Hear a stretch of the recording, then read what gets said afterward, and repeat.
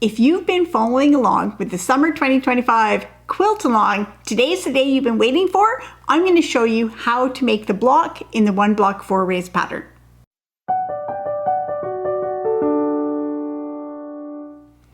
Welcome to Epida Studio. My name is Elizabeth and I help you make beautiful things with quilting, bojagi, and embroidery. So all the videos I've shown up to now are a preparation for beginning to sew this block. So by now you should be pretty familiar with what you're going to be making and how you're going to be sewing the seams. But today I'm going to get into starting to sew the project. So this is really exciting. So I'm going to show you how to make 1 block, but all your blocks are going to be made in the same way. So if you're making a 1 block project, then 1 block is all you need. If you're making a 4 block project, then you'll just repeat this 4 times, and same for 20 blocks.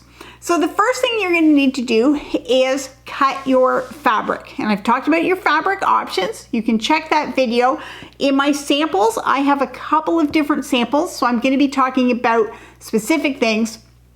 But my first demo is just going to be with batik fabric because that is the easiest option. So if you want to go with the easiest project, then batik fabric is what I recommend because it is reversible.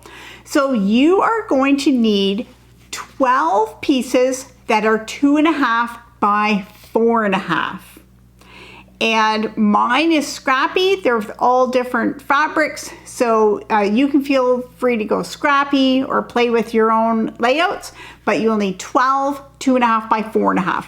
Then you're going to need 2 pieces that are 2.5 by 5.5, so it's a little bit bigger, and then 2 pieces that are 12.5 by 7.5. And that's all you're going to need for this block. So using your 2.5 by 4.5 inch pieces, we're going to put those together on the long sides to make 2 strips. And these are going to be the sides of our block. And so I have some laid out here, and you can see I've just kind of gone random. And so you can play with the colors. I might decide, oh, these oranges are lined up and the pinks are lined up, so I might want to even switch those around. This, you really see people's personality coming out if they're doing scrappy projects to see how scrappy they can be or how much they want to overthink things. But these are the 2 strips we're going to be making. Now, if you just want to go totally random and scrappy, you can just start sewing pieces together now and make your strips. Or if you want to think about it more carefully, you can lay out your block now and get an idea of what it's going to look like. Because the longer pieces are going to go in the middle. So I would have, this is my 7.5 inch piece. And then I could put my 5.5 inch piece there. And then beside it, it's going to be the pieces in the opposite direction. So I'd have my 7.5 inch piece and then 5.5 inch piece there. And so now you can look at that and decide if that's really what you want your layout to be. Maybe you want to have the same fabrics touching. Maybe you don't want to have the same fabrics touching. So looking at this, I like to keep my fabrics not touching each other in a scrappy project. So I could even flip these things around. And that would solve the oranges, yellows, and blues touching. And that would just leave this pink. So then the pink, I could just switch these orange and pink back. And that solves that problem. And now you can see these do line up on opposite sides. But when they're separated by the middle piece, it doesn't matter as much. So feel free to move fabrics around. If you are really like to plan your blocks, then lay them all out and then take a picture. Now what it looks like here, it looks like this piece is going to be way too big, and that's because of the seam allowances. You'll see when we start to sew it together, these pieces will shrink way down so that they will be the same size. But we're going to start with joining these pieces together into rows, and you're going to be using the reversible Projagi patchwork seam. So I have 3 videos that show different variations of how to sew that seam, but all the seams in this project are going to be made with one of those techniques. You're making the reversible seams. So there's no 1/4 inch seams in this project. So as you'll remember from that video, to begin sewing, you're gonna have the edges offset and then stitch your first seam. Well, it doesn't really matter what order you're gonna sew these. So for example, if yellow is my first piece in the line and then orange is my next one, it doesn't matter if the yellow fabric is on the bottom or the orange fabric is in the bottom. It's not gonna matter.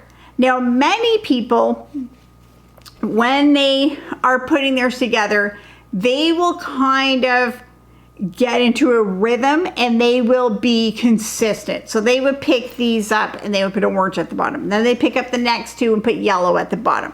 So a lot of people do that naturally, but don't stress about trying to get them all the same way, because it's not going to really matter in the final project. So just sew these 2 strips together, and then I'm going to show you the next step. So when you're joining your pieces together, then you can feel free to join them in whatever order is more comfortable for you. Some people like to have 1, join on 2, then put on 3, then put on 4, etc. like that. I like to join mine in pairs, so I'll have 1 and 2, 3 and 4, 5 and 6, and then I will join those together. So feel free to do whichever is easier for you. But here are some questions that you might start thinking about when you're joining your pieces together. So listen to my answers, and you might not even understand what I'm saying right now, but then when you start to sew, it'll kind of make sense. The first thing is something I already mentioned when I was talking about how to do the seam, and you probably didn't totally understand what I was talking about there. But on the seams, one side of the seam has 2 rows of stitching, the other side has only 1 row of stitching. And so some people think it's like a rule or a law that you have to have all your seams with the same side up, so that when you look at your piece, all the seams you see have either 2 rows of stitching or 1 row of stitching. So in a project like this, you can do that. You can get them all the same way. You'll just need to be thinking about it as you're joining pieces. Think, oh, which way are the seams going to be? And the trick for that is when you're putting them together, put the side that has only 1 row of stitching, put those sides together. And then when you were opening it, then all your seams with the 2 rows of stitching will be on the same side. However, in my opinion, that makes this kind of project more complicated than it has to be. Because in the final project, if your pieces are mixed up, so you see, for example, there's 2 rows of stitching here, 1 row of stitching there, you're not really gonna notice in the finished project unless you're studying it in such detail. And if you're making a window hanging, you will never notice because the seams are what gives it the dark stained glass look. So you will never notice in a window hanging. If you're making a tablecloth or something else, you really would have to study it in detail to even notice, and then you'd have to notice and think, oh, that's a problem. I don't think it's a problem. However, some people are sure that it's going to bother them, so then you'll have to just think about every seam. But I prefer to just join my pieces, keep it as an easy project. Don't make it more complicated than it has to be, and just join them the way I happen to join them, and so my seams will be mixed up in the final block. The second thing that you might be thinking about when you're joining your pieces together kind of goes along with the first thing, and that is what fabric is going to go on top. So what I mean by that is if we look at this orange stripe in this set, on this seam, the orange seam goes up over top of the yellow fabric, and on this one, the orange fabric goes over top of the blue fabric. So it's a bit wide. If I turn it over and look on the other side, we can see the orange fabric, the strip looks narrower on this side because up here, the yellow fabric goes over orange and the blue fabric goes over the orange. And so when you're working with reversible seams, then you know that there is a spot in the seam where one fabric overlaps the other. If I compare that to this strip with the same orange fabric, in this section, the orange strip actually looks shorter. And that is because on this seam, the orange goes up over the pink, and on this seam, the blue goes up over the orange. So when I turn it around, the orange strip is the same size, but it is offset a little bit.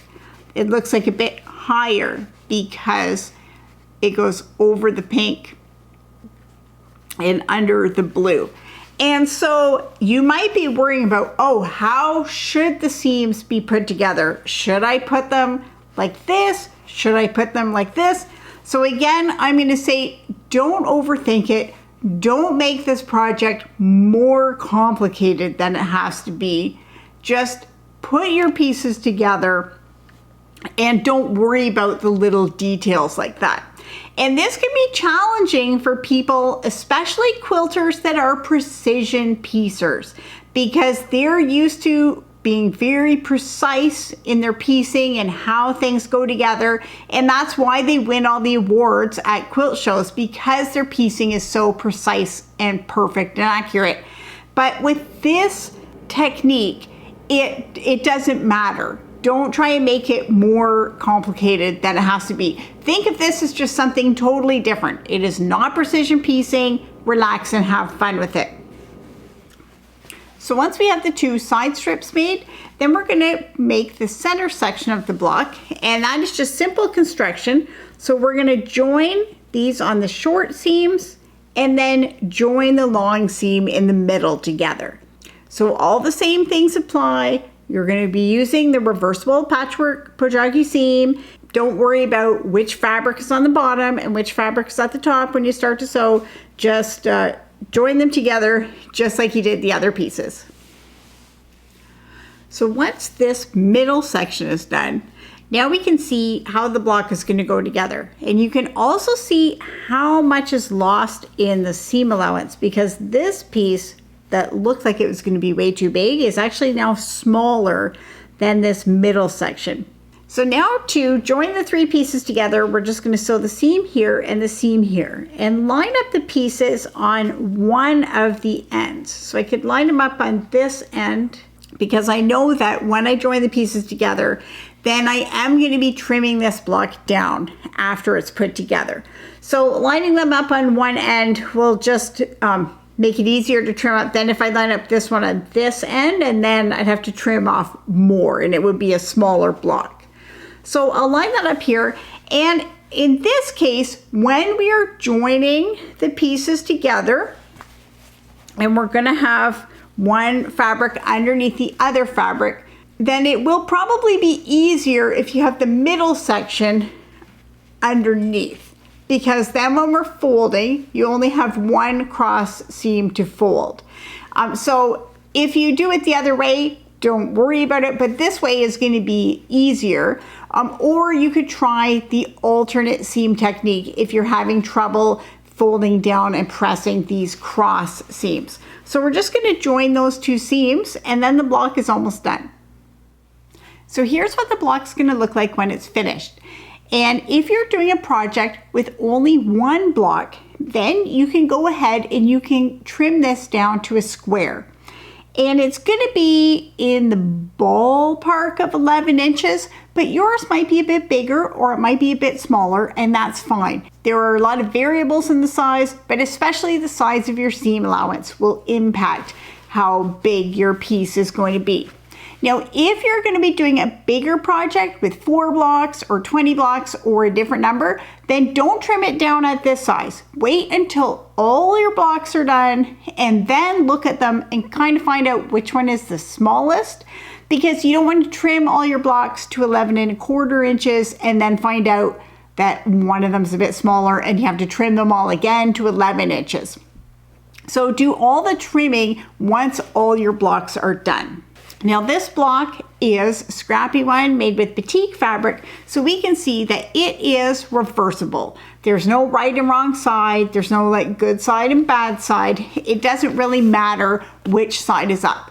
So this block is made with batik fabric, so it is reversible. There's no right and wrong side. It doesn't matter which side is up. Both of them are the good side. But you can make this with other fabrics. So here are a couple of other samples and different things that you want to think about. So here's another block, and this one's just made with a combination of solids and quilting cotton. So we can see this one does have a clear right and wrong side, whereas the solid fabric, it would have been reversible, but I'm mixing it in with prints that do have a clear right and wrong side. And then this one I made with only 2 strips of fabric. And so this one is red and white. And when I was putting these together, I did pay closer attention to how I was joining the pieces. So on this one, you can see the red strips all look a bit wider, because on this case, the red strip is going over the white strip in all the pieces. And so it's not super difficult to do, but you do just have to think about it as you're sewing all the pieces. And then just another note, if you're making a 2-color block, then you can cut all your pieces from only 2 strips of fabric. And so you would need 6 of the 2.5 by 4.5 inch pieces of each color. But then I chose to make the 2 7.5 inch long strips out of the red fabric and the 2 5.5 inch strips out of the white fabric. Of course, I could have done red, red, white, white.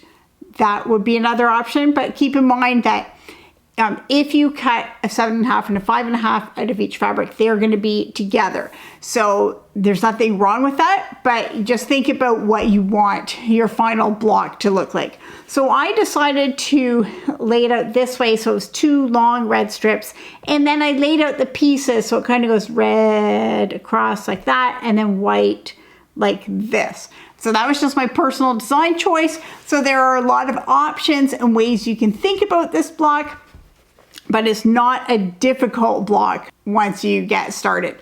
So if you have any questions about the block, then feel free to drop a link in the comments and I will help you. Have fun with this block and with the fabric that you have. If you have a limited amount of the fabric you want to use in your final project, then you might want to do a sample block first, just with scraps, just to make sure that you're comfortable with how it's going to go together. But enjoy making this block, and then in next week's videos, I'm going to step you through finishing your project.